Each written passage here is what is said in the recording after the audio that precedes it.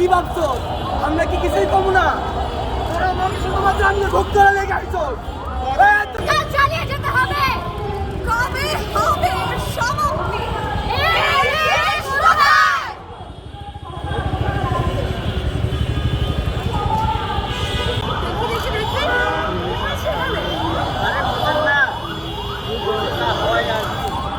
কিছু ছেলে মিলে ওই মেয়ে দুইটারে উচ্চারিত এই ব্যাপার তারা না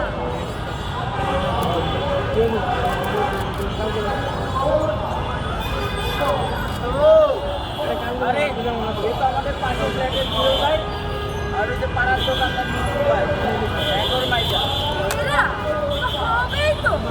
সেদিন তো দেখলাম ওরা ছেলের সাথে ঘুরছে। মানে এরা কি ভালো মেয়ে হয় না? নিশ্চয়ই এদের কোনো দোষ ছিল। তা ঠিক বলেছেন ভাবি এইসব মেয়েরা কি ভালো মেয়ে হয়? অবস্থা আমার দেখে থাকলে ওরা সাথে কি ঘরে তো বেরিয়ে না।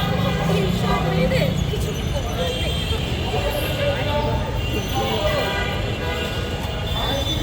শুনছেন ভাই তিনি নাকি ওনার মেয়েকে কড়া শাসনের আগে হাস্যকারী ভাই ওনার মেয়েকে সেদিন তো দেখলাম দুইটা ছেলে নিয়ে নাইট ক্লাবে উড়ি করে আবাসিক হোটেলে ব্যবসা করে। ভগিনীরা চুল রগড়া জাগিয়া অগ্রসর হও। মাথা ঝুঁকিয়া বলো মা আমরা পশু নই। বলো ভগিনী আমরা আসবাবু নই।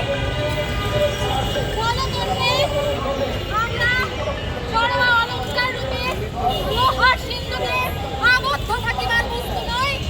সকলে সমস্যায় বলো আমরা মানুষ।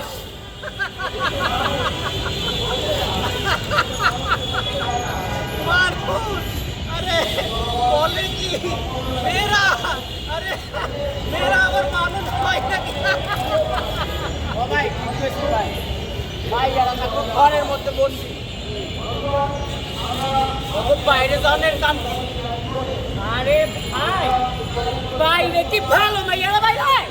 ঠিকই তো কইছে বাইরে বাইরে কারা জানেন না? বাইরে বাইরে এরকম তো বেশ্যারা ভাই আর মানুষের আবার অধিকার কিসের? এবার ঘরে লাগে বাইরে বেরোনোর কাম করবে তোকে শরীরের কাম্য ব্লক করা নেই না। বাইরে বাইরে হাতে মা বিক্রি করতে